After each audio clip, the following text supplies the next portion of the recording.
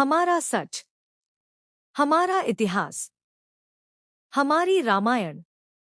एक दशक से ज्यादा, 10 साल से भी लंबा इंतजार, 10 साल की जिद, 10 साल का पागलपन।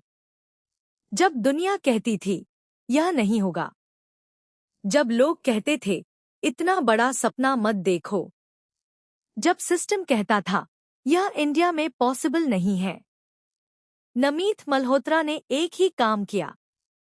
वो चुप रहे और काम करते रहे, क्योंकि जो इंसान 5000 साल पुरानी कहानी को दुनिया के सामने रखने का बीड़ा उठाता है, उसे किसी की परमिशन नहीं चाहिए होती।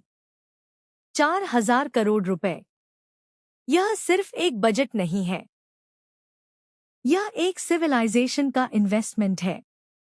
यह उस देश का इन्वेस्टमेंट है जो सदियों से यह कहानी अपने बच्चों को सुनाता आया है।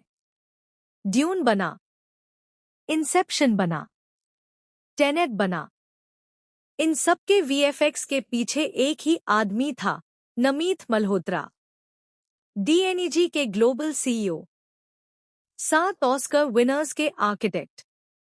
और आज वही आदमी अपना सब कुछ लगा रहा है एक कहानी के लिए, अपनी कहानी के लिए। 30 जुलाई 2026, ब्रह्मा मुहूर्त, 4:15 पर ट्रेलर रिलीज हुआ। क्यों ब्रह्मा मुहूर्त? क्योंकि यह सिर्फ मार्केटिंग नहीं थी, यह एक भाव था, यह एक श्रद्धा थी। यह कह रहा था यह फिल्म हम तुम्हें एंटरटेनमेंट की तरह नहीं दे रहे, यह हम तुम्हें एक प्रसाद की तरह दे रहे हैं। और जब वो 4 मिनट 9 सेकंड का ट्रेलर स्क्रीन पर आया, दुनिया रुक गई, लिटरली रुक गई। जो लोग सो रहे थे वो उठ गए, जो जाग रहे थे वो फ्रीज हो गए, जिन्होंने सोचा था बस देखकर सो जाएंगे वो घंटों बैठे रहे, क्योंकि जो उन्होंने देखा वो उन्होंने पहले कभी नहीं देखा था। पर्दे पर आया राम, और राम के रूप में आया रणबीर कपूर। यह कास्टिंग जब अनाउंस हुई थी तब आधा इंडिया खड़ा हो गया था। रणबीर कपूर, वो जो संजू में था, वो जो रॉकस्टार में था, वो राम बनेगा। लेकिन आज ट्रेलर देखने के बाद वही इंडिया चुप है। रणबीर ने राम को जो डिग्निटी दी है, जो सिंप्लिसिटी दी है, जो कंपोजर दिया है, वो बताता है कि एक एक्टर जब अपनी सबसे बड़ी भूमिका के लिए तैयार होता है तो वो खुद को मिटा देता है। क्या वो पूरी तरह परफेक्ट है? शायद नहीं।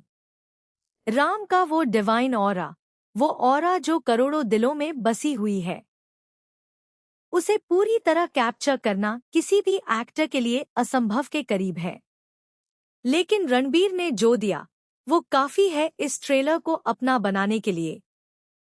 और नितेश तिवारी सही थे जब उन्होंने कहा था 1 अरब लोगों की उम्मीदों को संभालने के लिए रणबीर कपूर से बेहतर कोई नहीं था। यह रणबीर कपूर के युग का आरंभ है। और फिर आईं सीता, साई पल्लवी। अगर इस पूरे ट्रेलर में एक चीज है जिस पर कोई सवाल नहीं उठा तो वो साई पल्लवी है। उनकी आंखों में जो ग्रेस है, उनके चेहरे पर जो सेरेनिटी है, उनके हर फ्रेम में जो माँ सीता का भाव है, वो किसी वीएफएक्स से नहीं आता, वो किसी डायरेक्शन से नहीं आता, वो आता है भीतर से। साई पल्लवी ने सीता को वो दिया जो सबसे जरूरी था, प्रेम, शक्ति और गरिमा एक साथ। और तब आया रावण, यश, केजीएफ का वो स्टार जिसने पूरे भारत को एक साथ खड़ा कर दिया था। रावण के रूप में यश को देखना एक अलग ही एक्सपीरियंस है। वो सिर्फ विलन नहीं है, वो एक फोर्स है, एक आइडियोलॉजी है, एक ऐसा किरदार जो गलत है लेकिन इतना पावरफुल है कि आप उससे नजर नहीं हटा सकते।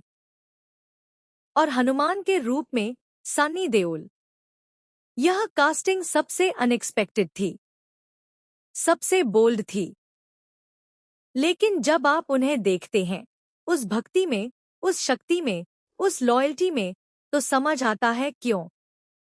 आदिपुरुष, वो फिल्म जिसने रामायण को बड़े पर्दे पर लाने की कोशिश की और जिसने करोड़ों दिलों को तोड़ दिया। वो वीएफएक्स जो बच्चों के कार्टून जैसी लगती थी। वो डायलॉग जो कल्चर को इंसल्ट करते थे। वो रिप्रेजेंटेशन जो इतने सेक्रेट सब्जेक्ट के साथ इतनी बड़ी बिट्रेल थी। नमीत मल्होत्रा और नितेश तिवारी ने वो गलती देखी, समझी और एक प्रतिज्ञा ली, हम वो नहीं करेंगे जो हुआ, हम वो करेंगे जो होना चाहिए। और आज का ट्रेलर वो प्रूफ है कि उन्होंने वो प्रतिज्ञा निभाई। हंस जिम्मर, AR रहमान, दो नाम, दो दुनियाएं, एक संगीत। हॉलीवुड के सबसे बड़े कंपोजर और बॉलीवुड के सबसे बड़े कंपोजर एक साथ, एक फिल्म के लिए। यह सिर्फ म्यूजिक नहीं है, यह एक स्टेटमेंट है। यह कह रहा है, यह फिल्म सिर्फ इंडिया के लिए नहीं है, यह पूरी दुनिया के लिए है। और डीएनईजी का वो वीएफएक्स, जिसने ड्यून को ऑस्कर दिलाया, जिसने इंसेप्शन को अनफॉरगेटेबल बनाया, वो वीएफएक्स आज रामायण की दुनिया में है। तो जो आप स्क्रीन पर देखते हैं, वो सिर्फ इंडिया का बेस्ट नहीं है, वो दुनिया का बेस्ट है। लेकिन एक सवाल बाकी है, एक ऑनेस्ट सवाल। ट्रेलर विजुअली अद्भुत है, स्केल अनप्रेसिडेंटेड है, म्यूजिक रोंगटे खड़े कर देता है। लेकिन क्या इमोशनल डेप्थ उस स्केल के बराबर है? क्या राम की वो आत्मा, जो सिर्फ एक राजा की नहीं बल्कि एक आदर्श की आत्मा है, क्या वो पूरी तरह ट्रेलर में उतरी है? यह सवाल बाकी है। और शायद यही सबसे अच्छी बात है, क्योंकि इसका मतलब है फिल्म में अभी बहुत कुछ और है, जो हमने अभी देखा नहीं है, जो हमें दिवाली 2026 पर देखने को मिलेगा।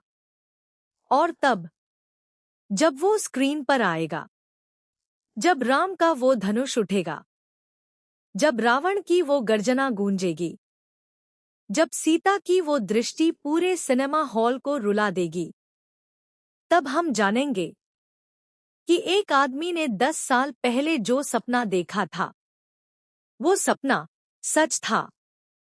दिवाली 2026 बॉक्स ऑफिस रिकॉर्ड्स नहीं टूटेंगे, वो पूरी तरह रिराइट होंगे, क्योंकि यह सिर्फ एक फिल्म नहीं है, यह 5000 साल पुरानी एक सिविलाइजेशन का सबसे बड़े पर्दे पर, सबसे भव्य रूप में पुनर्जन्म है। जय श्री राम।